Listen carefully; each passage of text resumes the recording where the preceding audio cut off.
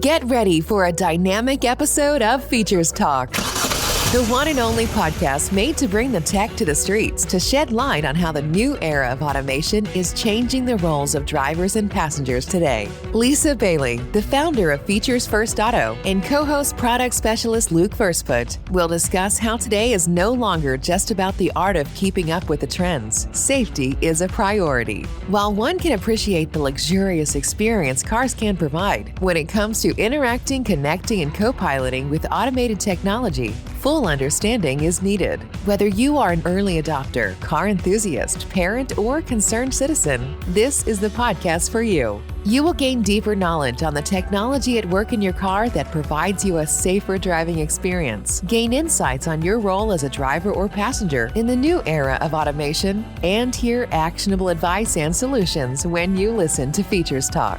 Here's your host, Lisa Bailey.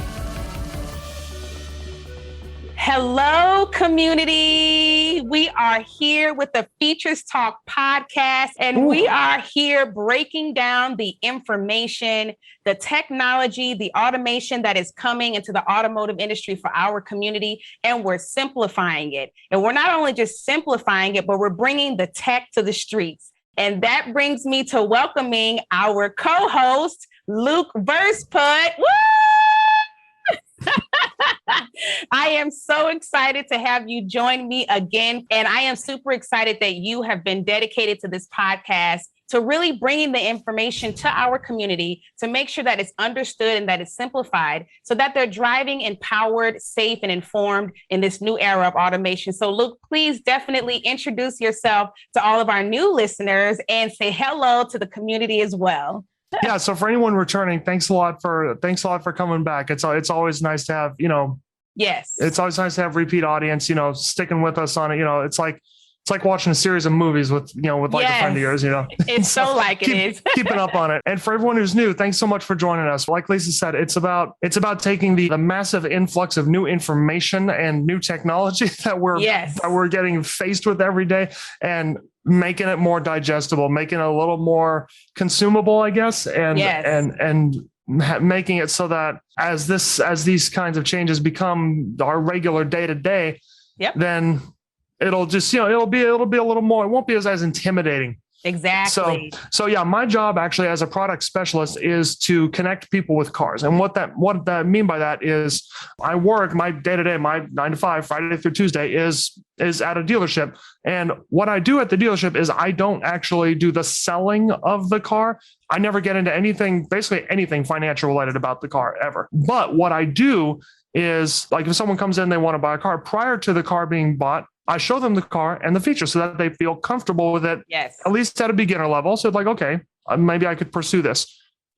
If then it comes to purchasing the car, then make sure that we go in a little more in depth on the features and make sure that now it feels like their vehicle. Yes. Not like they're like, I tell people this, not like they're babysitting someone else's computer. Exactly. And so that's kind of what FeaturesFirst is doing here, but on a much bigger scale. It's about taking this new frontier of self-driving cars, automation, electric vehicles, and bringing it down. Exactly. I love that. And, I appreciate it. I say this story all the time. When I got my 2020 Kia Optima hybrid, when I had the experience of having that immersion of learning about the technology in my vehicle, I was like, wow, this is like super dope, number one. Number two, it was Luke that was able to give me that whole in-service, which made it even better. And then third of all, I said, you have to be a part of this community. You have to come and you have to bring this knowledge to a larger audience. So we are super grateful that you are here with us. Yeah, that process I described is actually how we met. Yeah, it is. And I'm super happy about that because, you do the part that I'm not that good at. I have the consumer perspective, the business perspective, but when it comes down to really understanding the technology, how we connect with it, we're super excited to have a product specialist, someone who knows this information. And you are a car guru. I mean, you do this inside of your 9 to 5 and outside. And so you are the ideal person to be here with us. So we're super excited. And we're talking on this episode, super important episode. I call this one our parent episode. Yeah. We are talking about how kids are going to use driverless cars. And to be honest, if you think about the time frame for driverless cars to become a reality, most kids under the age of, I would say 10, this is going to be more of a reality for them than it is for us. There's going to be a lot more progression in the technology by the time they even become able to drive or get their permit. You mean like current kids who are under 10? Yes. Like as of right now? Yeah. Yeah, absolutely. And of course, the ones being born right now, the babies, they're just... It'll probably be flying vehicles for them by the time they drive.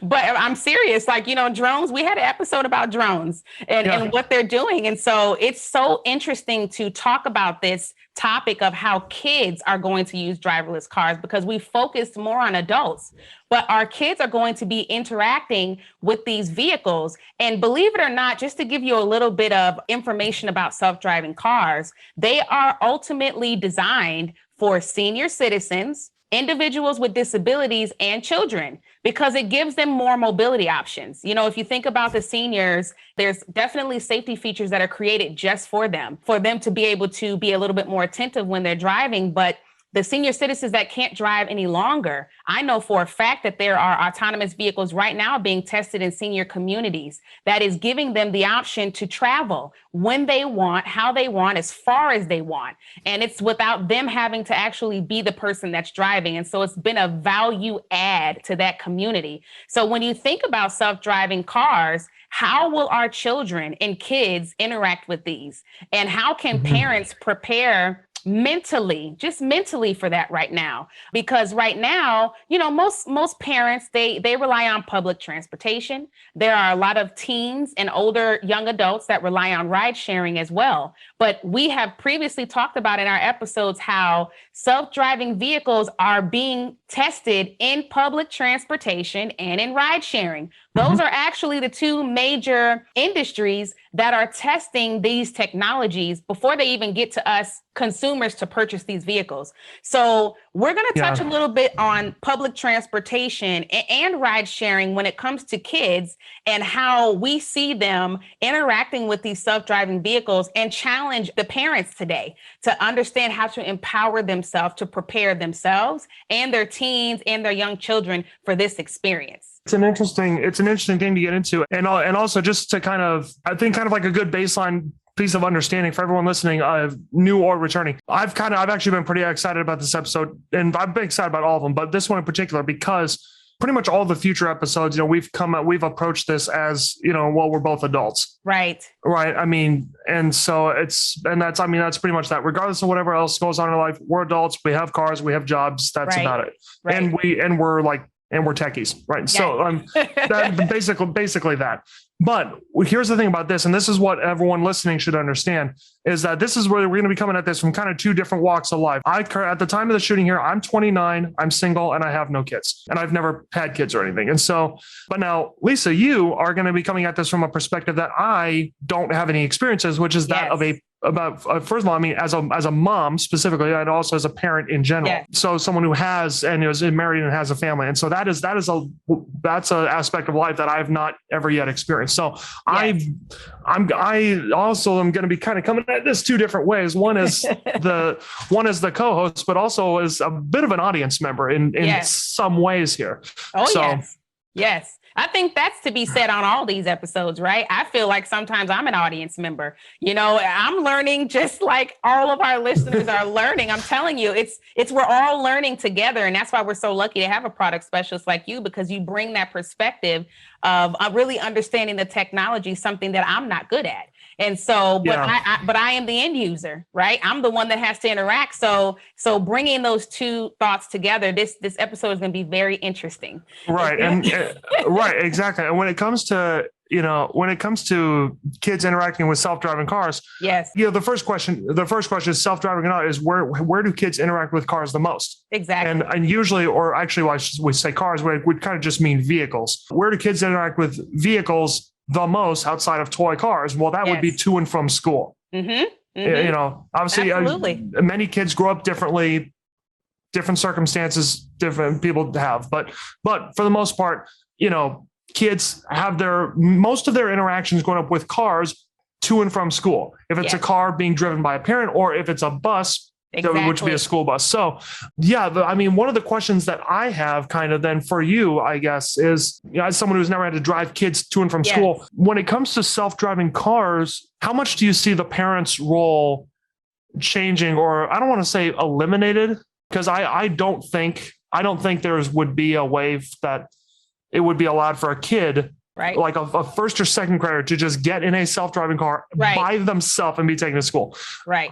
I doubt that, but provided that there's a parent with them who can control the vehicle if need be, how do you think the parent's role will change with self-driving vehicles then? I believe it's the same thing about any of the technology. It's the level of awareness, number one, and it's the trust.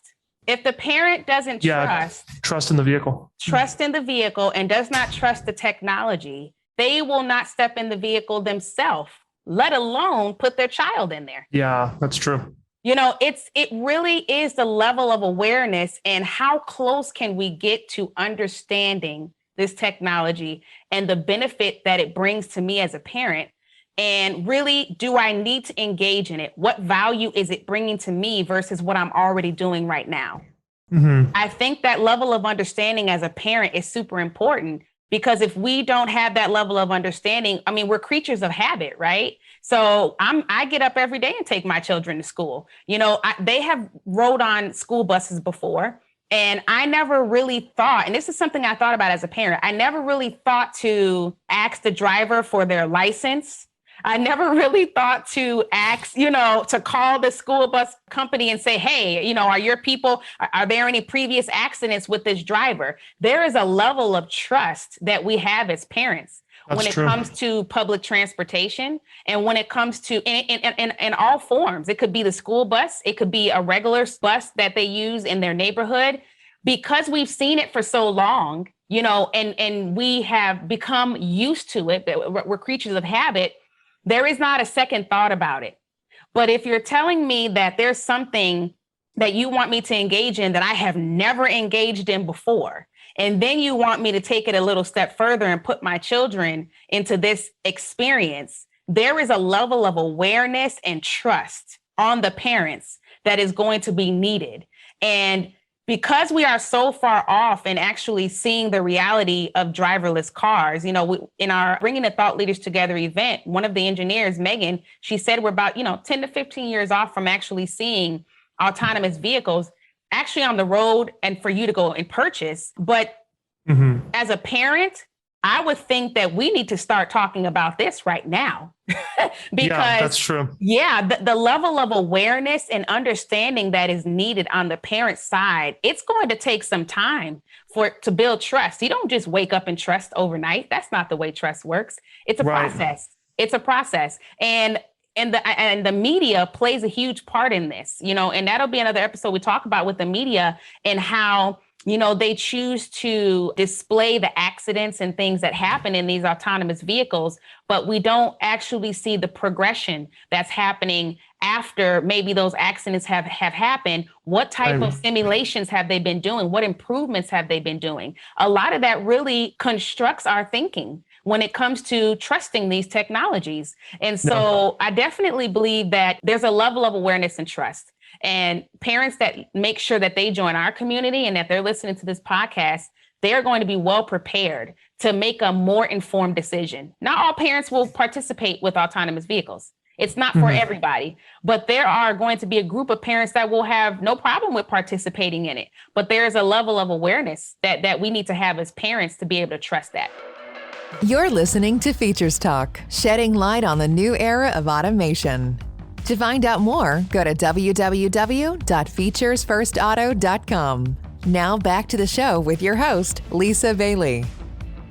Yeah, exactly. And you mentioned, for like public transportation, like first and foremost being, and then that's where a lot of kids, grow up going to school. Now, me personally, I've never, outside of field trips, I've never ridden on a school bus to actually go to and from school. My parents have always driven me to and from school, at least during the years before I could drive. And so I've always been driven to school myself. And so with public transportation, though, which is what a lot of kids it's the way they experience it a lot. As public transportation moves towards more fully electrified vehicles, and even then into self-driving, right? One of the things that I see it then, just regardless of being a parent or not, but knowing about the cars and the technology, one thing is the safety aspect, right? And because you asked about what about inquiring on those drivers? What about inquiring on their license and things like that? Now, obviously, it would still be good to scrutinize the technology and make sure all that is good. Oh, yes. Make sure there's nothing wrong with that. But if all that checks out, then think about it. I mean, the self-driving or electric vehicle, it's not going to get tired. It's not gonna miss a stop. Exactly. Or anything like that. And think about integration with smartphones. What about a parent's ability to track the vehicle on their app to know exactly where their kid is? Exactly. So yeah, from a safety standpoint, that excites me personally. I mean, whether I end up never having kids or not, it does excite me to know that the safety aspects of self-driving vehicles could make their way into public transportation. Yes. Specifically towards for transporting young children to and from school. And there's got to be a ton of rabbit holes around a self-driving vehicle that's as big as a school bus. Yes. That's, the amount of space it takes up and things like that. And so it just, how you make sure you regulate its speed so it can't go too fast. Exactly. But you said something key, Luke, is that the safety aspect. And that's as a parent, that is probably one of the most important things to me, is to understand, right?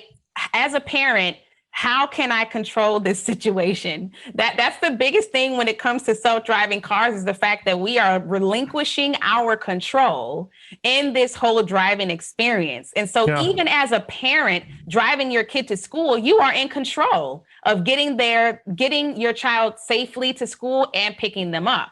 So knowing that there are some safety benefits, you mentioned the smartphone. Being able to know that I can set the destination in the vehicle and it not make any additional stops, and that, the children can't tamper with the technology. There's probably some type of security controls that will be in there, and they will be nicely fastened in their seat belts, and we will be able to track them, whether they're a teen in the car by themselves, and you can track it from your phone. But those are the types of things that parents need to know about. Don't tell me about the technology and how cool it is. I need to know what safety benefits are in this vehicle that I can see. As a parent, not being able to control the situation is very scary. It's very scary. When parents, God forbid, you get into a car accident and your kids are in the car, the first thing you're thinking about is your children. And what can you do in this moment that will keep your children safe? Forget about you. You're not even thinking about you at that moment. You're thinking about your children.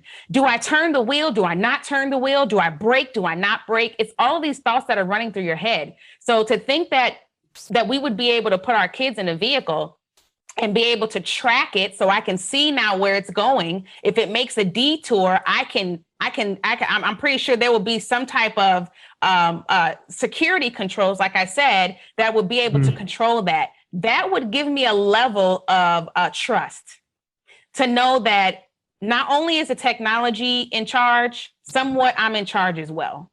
And I have a say-so in how this trip is going to go. As a parent, that means a lot to me. Yeah, absolutely. It's a matter of control, right? And at least, to the extent of making sure that your kids are safe. Absolutely. And that's, that especially plays into then, which we can, the other whole side of this is, and maybe probably even the one that can be dug into a lot more, because it's something that we'll likely experience sooner than a fully self-driving school bus, is for parents like my parents who personally drove me to and from school.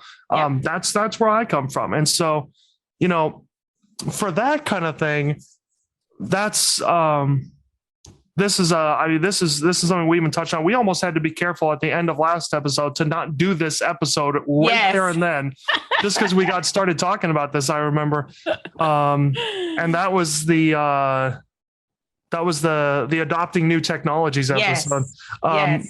like we said two things on this, and then like 15 minutes later, I remember we were like, oh, wait. No, that's next week. That's the next episode. but this one thing we brought up was, you know, when the routine of you as a parent driving your kid to and from school yes, involves a self-driving vehicle, how does that change? Now that is something that you are in control of, exactly. you know, the entire time. Exactly. And it's that's I think an especially cool thing. It is because like I said, I don't envision a way that a car by itself could take a kid by themselves. Yeah. But with, you know, as long as there's like a parent there, it's like a licensed driver who can, you know, and like their guardian, that opens up a whole bunch of possibilities of, you know, the car being able to get around traffic, the car being able to find the best parking spot, yes. the car knowing, the car being able to avoid traffic jams in front of schools. Yes, exactly. You know, how often, you know, and I mean this kind of like as an actual serious question to you, like yes. how often dropping your kids off have you been stuck in the line in front of a school, right? Oh, way too often. And let me tell you something about the line. Most parents already know about this.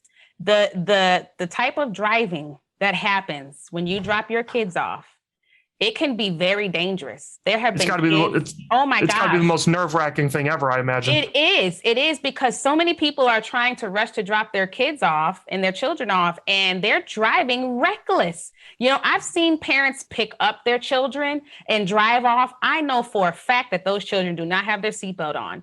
It's just like, I can't believe some of the things sometimes that I see in these lines. And I'm like, you know, there's a level of responsibility you have as a parent, you know, and we're going to get a little bit more into, you know, the saying, do as I say and not as I do.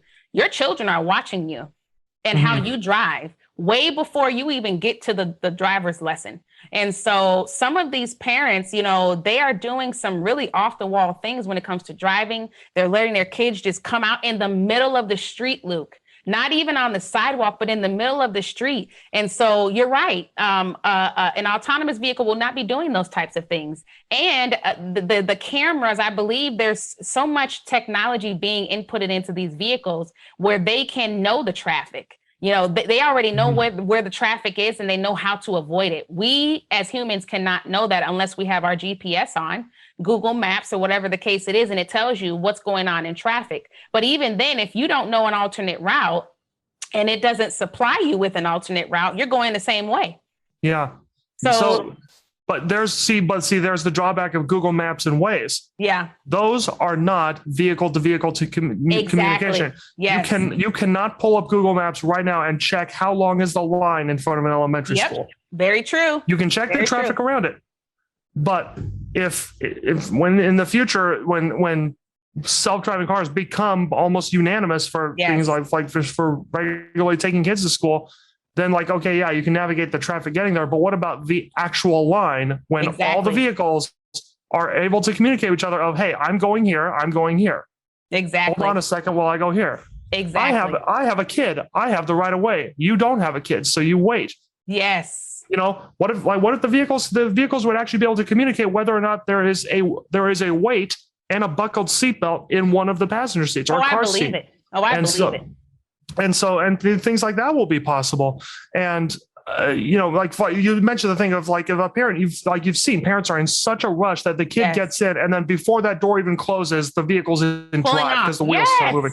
And it's like, there's, you know, your second grader is not a stunt driver who can put a seatbelt on that quickly. Exactly.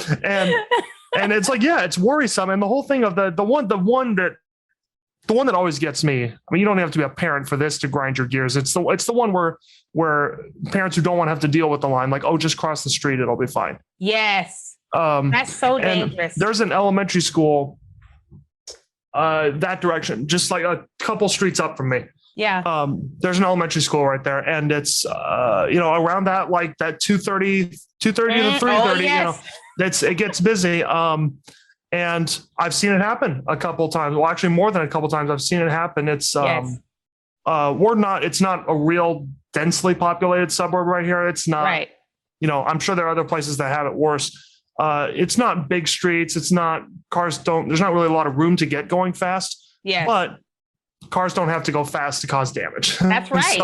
I'll be driving and then like a kid in a little backpack, about half the size of my little Kia Soul here, just, runs out. And then I can look over. If I look over, sometimes I actually see the adult that they're running to, and they're like, yeah, I just have this look on my face of like, what are you doing? Exactly. It's that human error, right? That is why we have technology today. It's that human error right there, that thinking that we bring to the table, that we are smart enough to know what's going to happen. You have no idea what's going to happen if that kid crosses the street. You think you know, but the day that God forbid something happens, what that parent would feel, my goodness, to know that you allowed your kid to cross the street or run out in front of a car just to get to you faster than everyone else. It's that level of thinking is why technology exists today. It's so that it can provide more convenient ways for us to get around. So if a parent has to be at work and you have a teenager and you can put this teenager in an autonomous vehicle or self-driving vehicle and track the vehicle, you get to work on time, the kid gets to school on time. It's a win-win situation. And so when you think about it from like single parent standpoints, these types of vehicles may be really a value add for them if they have to be at work at a certain time. And so it's really the convenience that you can think about when you think about the technology. And if we think about convenience, there's another way that teens and that kids are using vehicles today, and it's ride sharing. How many people are using Uber? How many people are using Lyft? A lot. I mean, exponentially more by the day, by the week, basically. Yes. And I remember we had entire episodes dedicated to car ownership. Yes. And that's it. Yes. Yeah. I remember when Uber, first, came on the scene, just me traveling to Los Angeles, to visit family, or to go out with my girlfriends or something. I didn't drive. I used Uber. If I travel and I go to a different state, I use Uber. It's the most convenient thing. And so to think about having ride sharing as your main source of transportation with your children is a huge reality right now. I know that that's a reality right now for people. And because I see some of the kids in my community get picked up by ride sharing, and the school's not very far. We have a local school, but the point is that is an option for the parents to be able to use versus owning a vehicle. And so that ride share does multiple trips, right? It can drop the kid off and then take the parent to work. It's so super convenient when you think about that. But we've spoken about ride sharing companies like Waymo in our previous episodes, who are now testing autonomous taxis. Oh, I remember that. Yeah. Yes, yeah, we mentioned Waymo before. Exactly. So Uber, Lyft, and autonomous taxis are going to become, or Uber and Lyft are partnering with companies like Waymo, who are creating autonomous technology and taxis that can be used in their companies, that can be tested by their passengers as well and their users of their apps. And so this is going to become a reality very quickly. This is not going to be something that will be 10 to 15 years down the line. They're doing this right now. I know for a fact Waymo is testing and commercializing their transportation services that are powered by autonomous vehicles in California right now. And at the moment, I believe they have 10 autonomous vehicles that are participating in Lyft's fleets. And individuals who are interested in riding in one of the startups' self-driving minivans, they may do so on the Lyft platform. So if you are a techie like us and you ride sharing and you like to use Lyft, well, guess what? You could put yourself in a position to experience an autonomous vehicle today, which I think is phenomenal, because it is a way for you to really understand what is it going to be like. Like we learn off of experiences. That's the whole process of adoption. It's not just reading something and understanding it based on words. It's putting yourself in that experience to understand, how do I feel about it? Do I feel safe? Do I understand what's going on? A lot of the second thoughts about technology and autonomous vehicles and taxis or any of that technology is the safety aspect.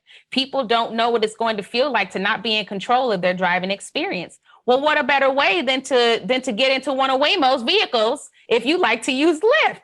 You know, exactly. I think that's super awesome that we have the ability right now to experience that. And I know for a fact, you know, if you think about areas like Manhattan, you know, where public transport options have long made it feasible to be car free. You know, in those types of areas, most people don't own vehicles. You know, they're using public transportation, they're using taxis. This is going to be a great service for those areas, as well as senior citizen communities. These types of vehicles are helping them right now. And so what I would say to our community is, you know, don't just think about it for senior citizens and other people. Put yourself in that position. If you're willing to experience something new, you know, and you have used ride sharing and you use Lyft, then put yourself in that position so that you could at least experience what it would be like to ride in an autonomous vehicle. Yeah, exactly. And one of the speakers at our community, we just had a community event. Yes. We had our community event that happened it was virtual, but it was, you know, we got a bunch of people together and who are, you know, contributing to Features First. Yes. Was it Jennifer? Education? Yes, Miss Jennifer. Was it Jennifer? That was her. Yes. Yeah, I was trying to remember her name. I was like, can I remember her name without pulling up the cheat sheet? I thought it was.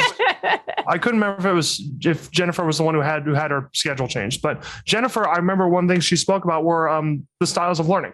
Yes. You know, like learn by seeing, learn by, which, you know, includes reading, and learn by hearing, and then learn by touch and by doing. Yes. And I mean, there have been, you know, we are, in a way, we're satisfying, you know, 1.5 or 2. I say 1.5 because, you know, like if it's just listening, you're doing, but, you know, also in a way visual. Yes. You know, we're satisfying, you know, that here with the FeaturesTalk podcast. But, you know, one of the best ways to adopt this technology, and we had a whole episode dedicated to this too, like how does the technology actually get adopted to the end? How do end users actually bring it into their lives? It's by doing it. And and the only problem is the decision to do it.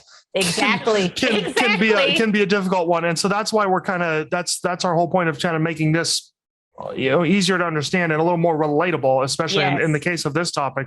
And I had a thought earlier. It might come to me later, but the ride sharing thing. Oh, this was my thought. One thing that you had said, I think it was last episode or a couple episodes ago. Sure, we had the episode about it was about car ownership, and one of the things you said stuck out to me, and it was that, you know, there are going to be kids who will go their entire lives and very successful lives not needing to know how to drive a car. Absolutely. Well, I mean, much less needing to own one. You could almost already do that, but but never needing to even know how to drive. And I mean, really to the point where it would not make a difference to them. Exactly. This gets talked about most people like myself and others who are like real, like car enthusiasts to the bone. Yes. You know, we talk about, one of the things I always talk about is how fun, you know, performance is and how much I like driving a manual transmission. Yes. You know, for example, for me, the idea of daily driving an actual manual transmission, if it's a cool car, I am 110% on board with that. I'm bored. Which I know is not the kind of thing a lot of people are into, but I would do it because I like cars. And I like the tactile act of driving. Exactly. And it's long been said for years now that like, driving a manual transmission is no longer necessary. I never learned how to drive a manual until I started working at Citrus Motors, where I work now, because customers would come in and want to trade in their old vehicle and it has a manual. And Kia even makes they offer a couple vehicles still with a manual transmission. Like like one of the trims of the Forte, you can actually get a manual transmission. And they actually dropped the manual transmission for the Kia Soul here. Really? Yep. For 2022, they dropped the really? You could up to 2021. You could, and mine here is a 2021. You could get a very base level, cheapest, no option Soul with a manual transmission. if you really need to keep that number down. Yeah. But obviously almost no one did that. And so they actually dropped the manual option for 2022. It's already a very real thing that you can go your entire life never even knowing how to drive a manual transmission. Yes, it is a reality. One of our general managers has said at work that he doesn't know how to drive a manual transmission. Wow. And the thing is no one begrudges anyone for that anymore. Yeah. And I mean, people who are car enthusiasts like purists who is like, oh, if you don't know how to drive a manual, you're not no, come on. It's not necessary. It's a fun skill to learn. Yes. And it can be, I think, a valuable skill depending on, like, especially my line of work, once in a while you need it. Exactly. But it's not necessary. Right. It's not going to make a difference in nowadays. It's not going to make in your that big of a difference. It won't, no. Exactly. In your lifestyle. And it's just, this stuck out to me. What you said about there are going to be kids adults never need to learn how to drive. Mm-hmm. Gas pedal, brake pedal, steering wheel. That could all be foreign to them. Yes. For their entire life. Yes. Now, if it were up to me, I don't think it necessarily should be that way. I think even if the car can reliably drive itself, there should still be some basic knowledge of how to do that. I agree. But again, it's a reality though. I say the same thing about manual transmissions. If I ever have kids, I don't know if I will, but if I ever have kids, I'm going to make sure that at some point in their life, they at least know the basics of how to drive a manual. Absolutely. Absolutely. And if that's the only day in their life they ever use it, fine. But at least they'll know. Yeah. And it's a weird thought, isn't it? It is. It's like never knowing how to drive a car. That's crazy to me because as a kid, I couldn't wait to drive. Okay. I couldn't wait. I was ready to get my permit and I was ready to learn how to drive and get behind the wheel. And now, I mean, even now, people use ride sharing. They're like, I don't even need to own a car. And it's like, wow, like, we are really headed into a different time. It's a different type. Technology is just providing so many options for mobility to where you can really, you know, I wouldn't say like you said, I don't think that it would be smart for you not to have basic knowledge on how to operate a vehicle. I think that, I mean, even if you think about that in school, getting your permit, you're going to have some basic knowledge, but whether you actually use that knowledge or not, depends on your lifestyle because mobility has so many options. You can choose whichever way you want to go. You may not put those skills to use ever, or you may put those skills to use maybe 10 to 15 years down the line. It just is like there's so many options now since technology is progressing that weren't an option before. Exactly. And this goes into I think kind of goes into the last thing. And I wanted to especially touch on this. Even though I come at this not from the standpoint of a parent, you know, as we move into this time of cars being, you know, even if the fully just take it for granted that cars are just self-driving things and that's just the way of the world, right? Like you can assume cars have automatic transmissions, like that kind of normalcy. Yes. Even though that is 10 to 15 years or more down the line, it's that 10, 15 years is going to go by like that. It sure is. And so when that time comes, there's going to be a bunch of us, especially people like you who are already a parent that are going to come from, it feels weird to call this the old school, but you know, but the thing is there's going to be a lot of people coming from that and who've grown up with that. And this goes, this is, I would say, the main thing to leave the community with. Yes. And we normally do this. I mean, people who have watched will know this. You know, we like to kind of give a send off, you know, as you go on about your day, about your driving, your mobility, what's something you can take away for your knowledge that can better you or someone around you. Absolutely. I would say this is it. As self-driving vehicles become more prominent and that becomes normal. Yes. It is important to remember. One of the things that we said in was that like episode 2 or 3? I think it was episode 2. Yep. That feels a while ago. The most important safety feature is you, the operator. That's right. And even if you're not driving a car, I think that's why I chose the word operator. But it's the most important safety feature is the adults in the car. And you touched on this earlier about the whole dropping kids off at school, the idea of do as I say, not as I do. Exactly. Right. And I even know this, even though I'm not a parent. Of course, you know this, right? Well, as parents tell their kids, you know, what to do, what not to do. But it's like, do we really do? Exactly. You know, It's like, look, even if you're a parent, you're allowed to be human too, right? It's, no one's a perfect being, but yeah, the idea is you still make your best effort to teach the kids the right way, the safe way, right? Of especially when it comes to cars. And this is what we want to leave the community with. When self-driving cars are really a thing, are really like a common thing, do not forget the basics. Yes. The reason, like why, think about this. And we even posed, this is one of the reasons why we had to stop ourselves last episode, because this is what we were getting into. This is how big of a deal this was. Where do kids learn to put on seatbelts? From their parents. Do kids learn it in driver's ed? Nope. Do they learn it from because their teacher told them in class? Exactly. They learn it from their parents. Yeah, they learn it from, but hopefully they learn it from watching their parents put seatbelts on. Yes. And kids start learning what kids start taking in. We talk about the 3 styles of learning: visual, audio, kinesthetic, right? Yes. Kids, especially babies, start taking this in amounts that adults can't really comprehend because our brains have aged. And I mean, that's why, there's lots of documented, cases of like children learning, like, I think I read one that was like a children learning 7 languages at once and fluent in all of them without missing a beat, because the brain can absorb that much information. Yes. And so as an infant who seems to have no motor control, never looks in the same direction for more than 1 second, and doesn't seem to be aware of anything that's going on. They're hearing the sound of a car door. They're feeling their body being positioned in this car seat. Yes. They're feeling belts go over them, which, when we say belts for children, they're harnesses like race car drivers use. And then they're in some capacity, they're observing the adult get in, close the door, seatbelt goes on. Absolutely. I mean, at a subconscious level, all of this is being internalized. Absolutely. And that's where kids learn it. And so as a parent, when the car can do everything by itself, if it is so crash proof that that you wouldn't even need a seatbelt. Yep.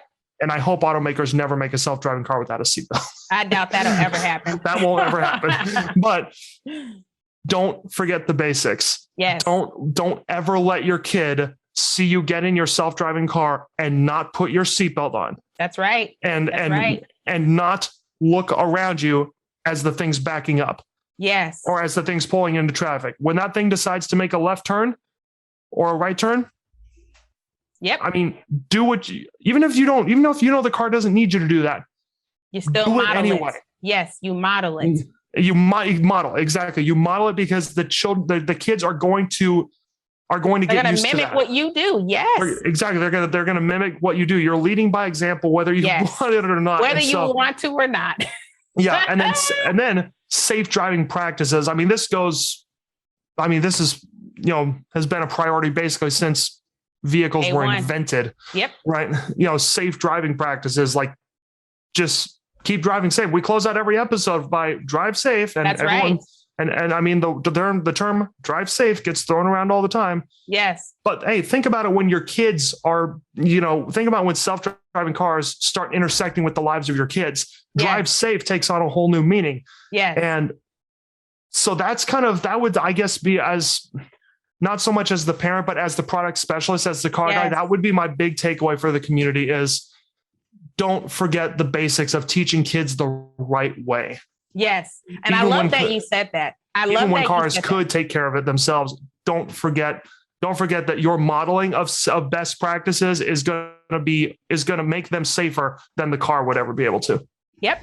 And to touch it, my brain is like, boop, boop, boop, boop, boop, because I was going to say the mom brain is now. I'm telling you, there's so many aspects when you say that you are the model.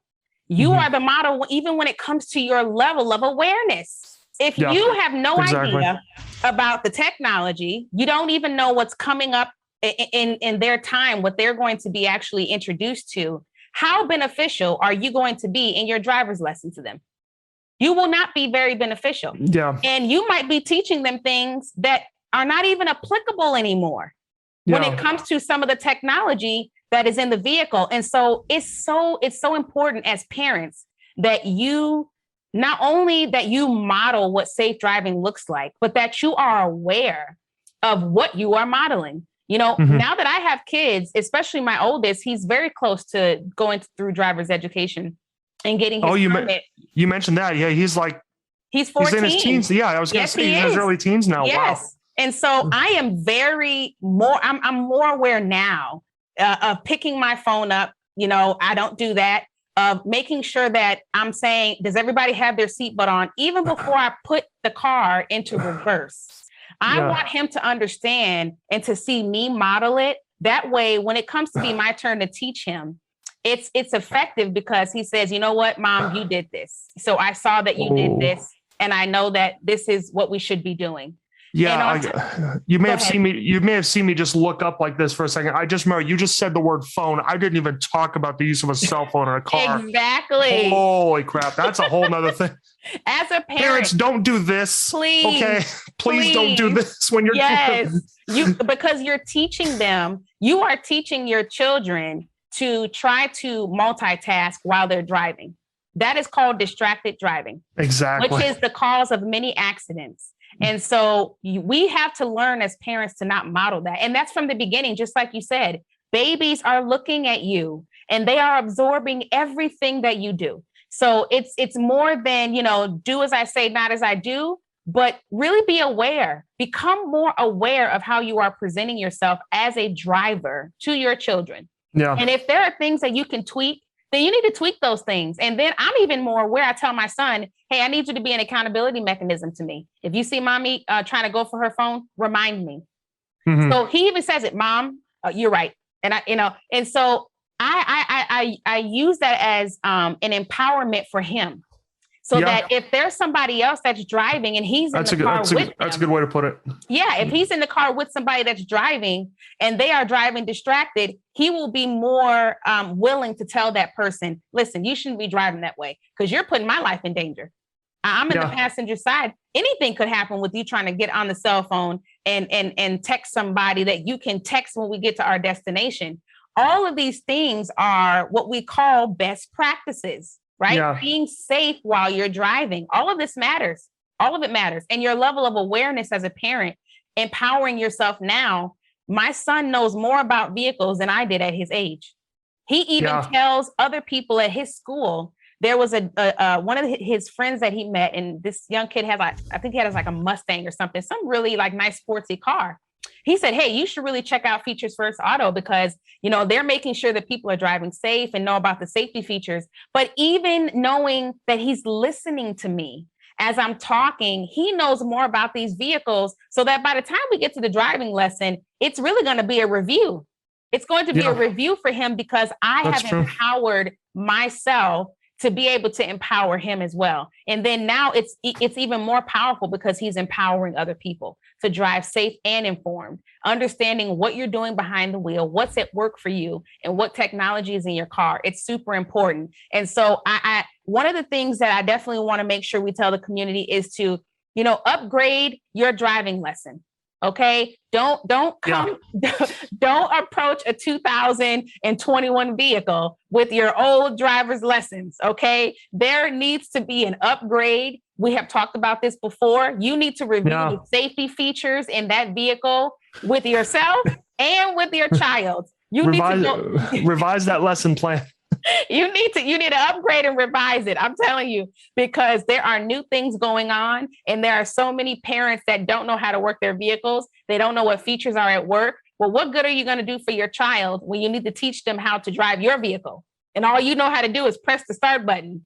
And they're going to be feeling lane keep assist working for them. And they're going to be like, what the heck is that, Mom? Oh, that's, I'm not sure what that is. No. That is not going to be an effective driving lesson. You will need to be aware. You don't want to ever just say, oh, cars do that now. Yeah, no. You have to do your due diligence. And so I laugh at it, but it's so serious and that's why I'm so happy about being a part of this community, because like I said, I'm learning just like every listener is learning. I'm learning so that I can teach my son about how to drive safely and informed. And guess what? I know how to purchase a vehicle that has the exact safety features that I want to be in them. The ones that I know that are going to help him when he's not as attentive, that will beep at him when he needs to know somebody's next to him. I want him to have those features. Because or actively intervene also when it needs to. It's so important that we as parents are empowered with this information. And I would say, Luke, what would be one of the driving skills that you think kids will need in the future? And maybe it's not a skill that they needed before. I know we talked about like just the day-to-day driving, the awareness of technology, and the reliability of technology. But what would you say is like a skill that maybe you were taught in your driving lesson that may not be applicable or won't be applicable in the future, that we could share with the community? Yeah, I know. It's an interesting question. Like to ask, what future driving skills will you need? It's more like what current driving skills will you not need? Well, that's what I mean. What skills are we maybe using now that the kids will not need in the future, so that parents will know? Don't even. Maybe you making a mention of it, but you can tell your kids this may be something that you don't need in the future. So to be honest, I don't know. Yeah. I don't know that I could list any current driving skill that I would say to let go of. Yeah. Just because I personally, even if I don't ever have kids, I personally don't ever think it's a good idea to just forget any particular driving skill. I agree. Like, even if something as rudimentary as I don't know if rudimentary is that word, but even if something that we take for granted as much as like, make sure your hands are in this position. Yes. Make sure your seatbelt goes here. Yes. And so on and so forth. I still don't think that even if fully self-driving, reliably self-driving cars become as common as automatic transmissions are right now. Yes. I still don't think it would be a good idea to give an answer of like, oh, you just won't need to learn this anymore. I agree.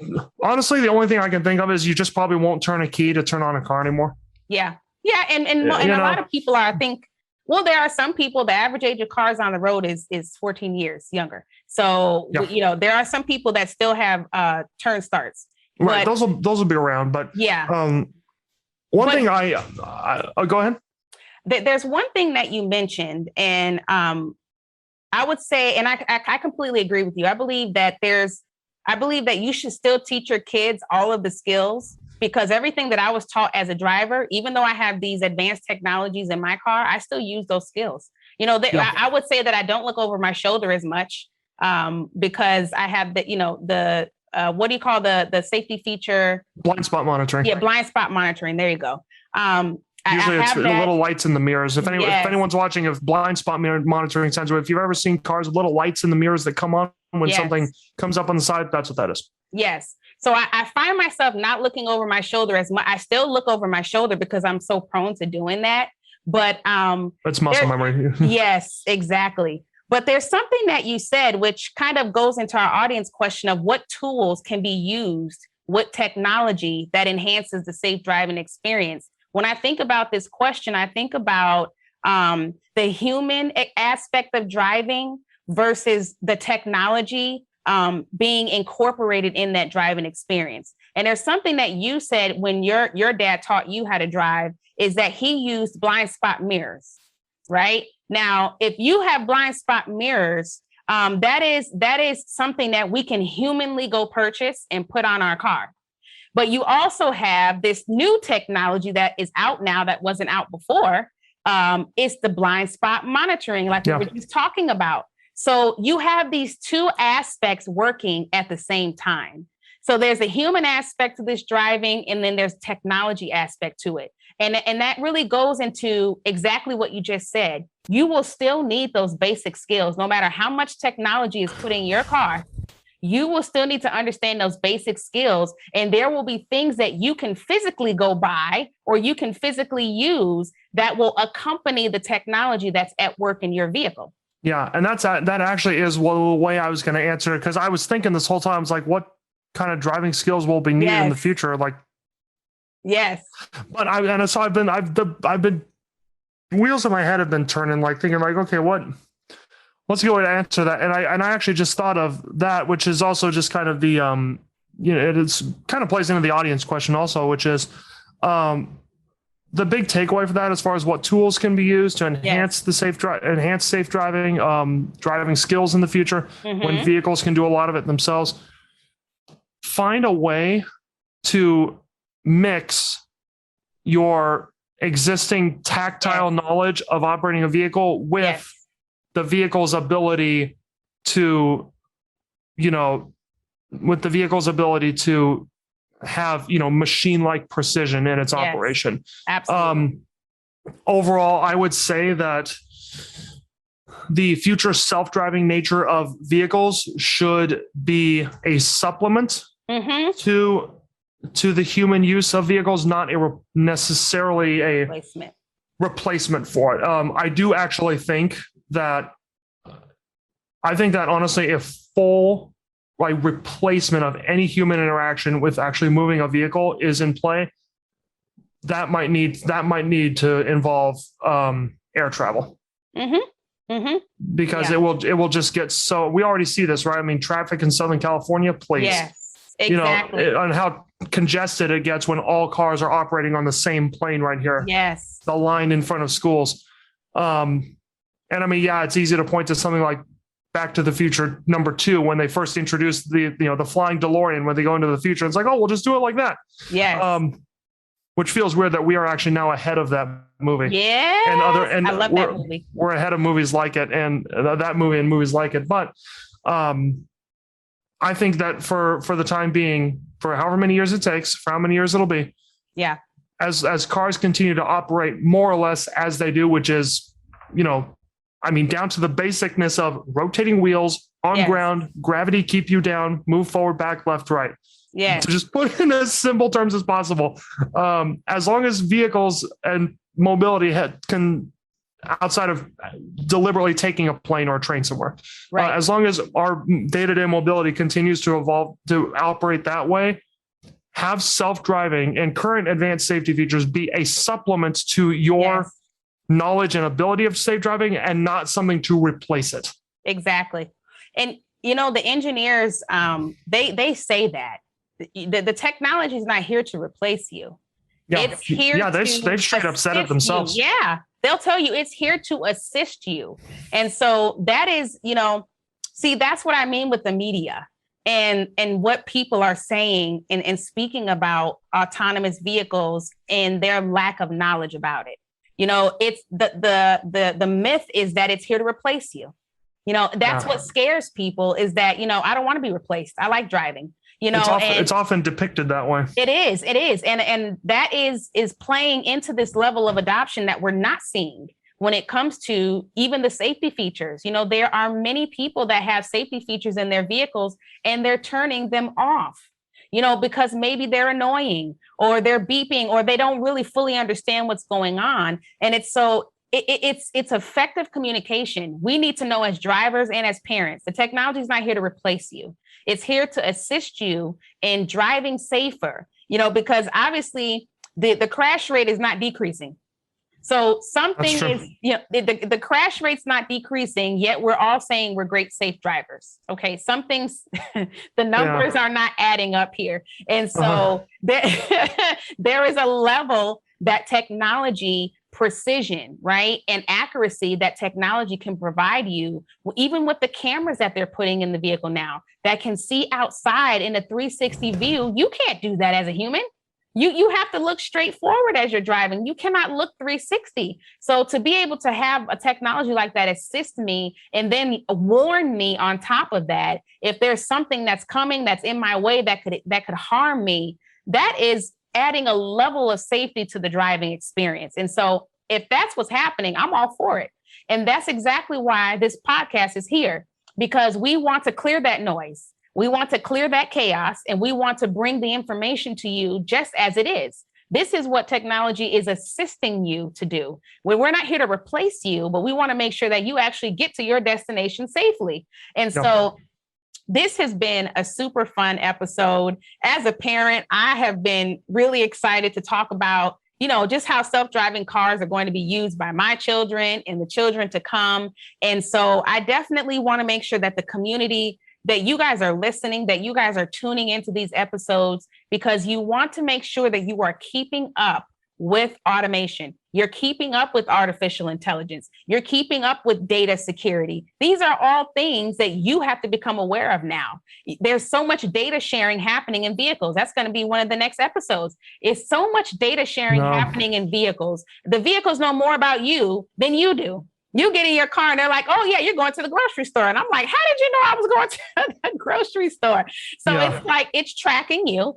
And you need to be aware of how you keep yourself safe. And so I'm super excited that you all tuned in, and make sure that you guys are joining the community. You visit us at FeaturesFirstAuto.com, and that you stay tuned. We just had our community event. We will be having another one, but I want to make sure that the community members know it is important that you empower yourself with the right information, and that you are driving safe and informed in this new era of automation. So Luke, thank you so much for joining me today as my co-host. And we're gonna end it like we always end it, like we always say at Features First Auto. Make sure that you are driving safe. Yes, we'll see you next time. Bye. Bye. Thanks for listening. Find us on Facebook, Instagram, Twitter, LinkedIn, and YouTube at Features First Auto, and online at www.featuresfirstauto.com to join the community and empower yourself to drive and ride safely and informed. Check back weekly for new episodes. Until next time, drive safe.